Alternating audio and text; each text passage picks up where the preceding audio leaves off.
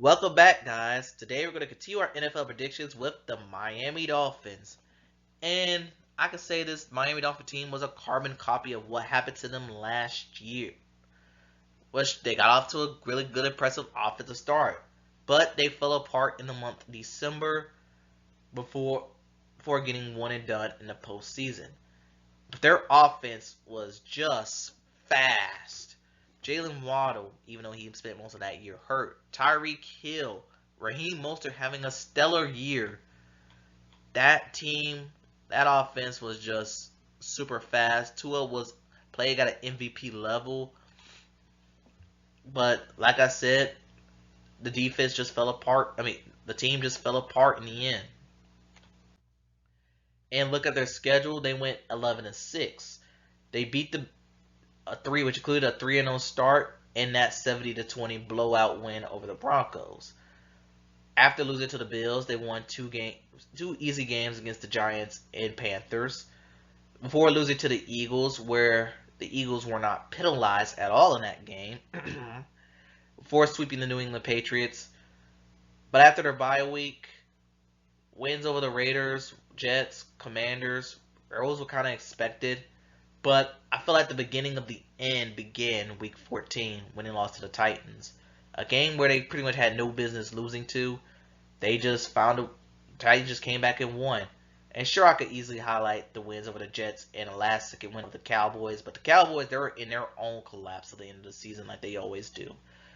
But the Baltimore Ravens, they got gashed by the best team in the AFC.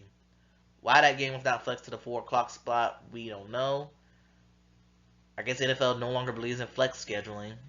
And then the Buffalo Bills, they lost at home because, I don't know. But it was not a good showing that they had against Buffalo. And when you go to the postseason, they froze to death against the Kansas City Chiefs. Because a hot weather team going into a 2-degree weather, that's a big shock. And I feel like this might be the first year which the Dolphins are under some big pressure.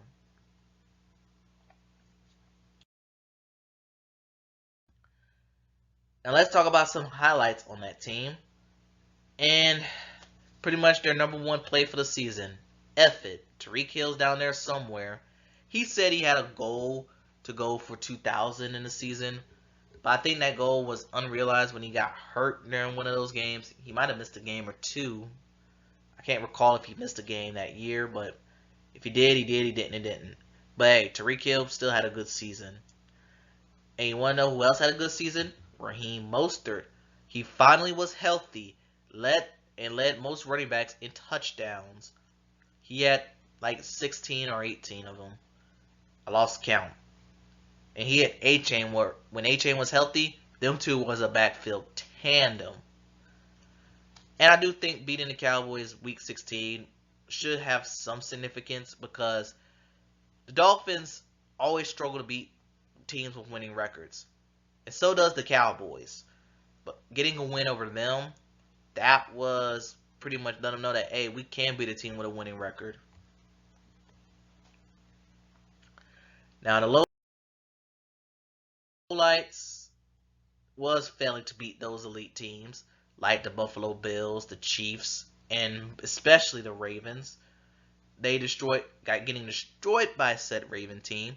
But that was also the game where Bradley Chubb tore his ACL, ending his season. That hurt the defense.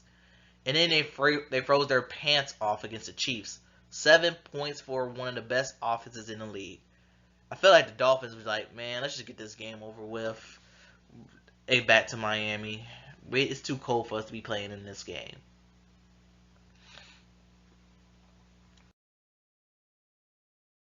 And now for the offseason acquisitions. They added Shaq Barrett, who was released from Tampa Bay. He's now joining the team. Jordan Poyer is joining from Buffalo.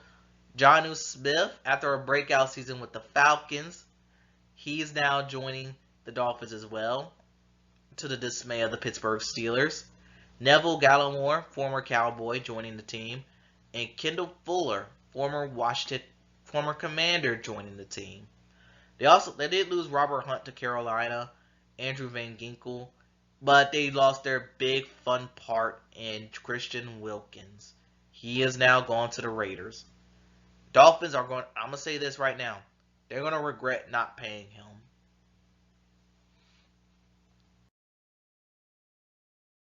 And in the draft, I mean, instead of taking the offensive lineman in the first round, they decided to go Chop Robinson, a project player from Penn State.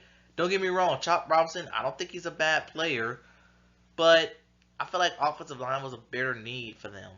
And sure, they took Patrick Paul in the second round, but I mean, come on, Miami. That was the weak part of their whole O line. Wait, O line was like the weak part for you for the season. They also added Muhammad Kamara from Colorado State, Jalen Wright, a running back from Tennessee, and added two Washington players in Malik and Taj from Virginia and USC respectively. Now for the Dolphins. Will this be, could they finally get over the hump, or will it be just the same thing, different year? Same year, different story.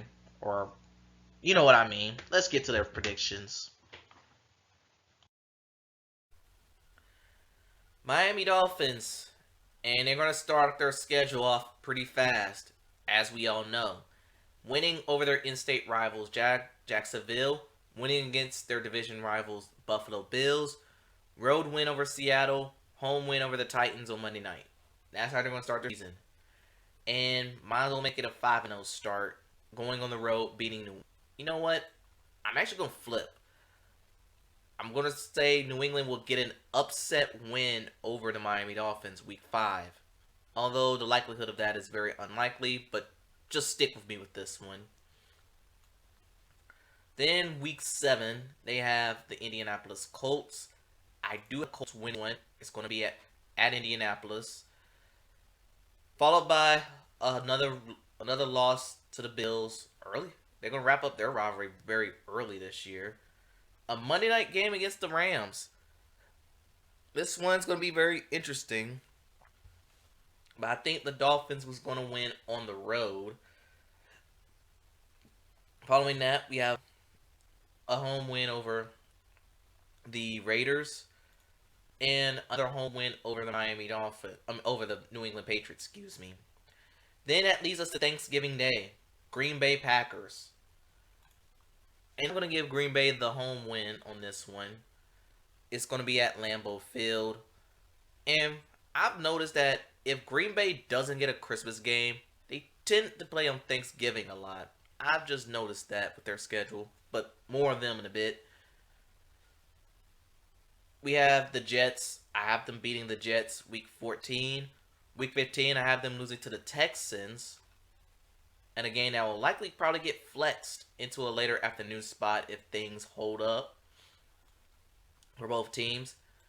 Then week 16, I have the 49ers. I have the 49ers winning on the road. Niners are always a really good road team. Week 17, a rare road win in December against the Browns before losing to the New York Jets, which get their record to 10-7. So I do think they're going to have a small drop-off, but not enough for them to challenge their postseason aspirations. So with that being said, tell me what y'all think in the comments below. Thanks for watching, gamble safely, and I'll see you next time.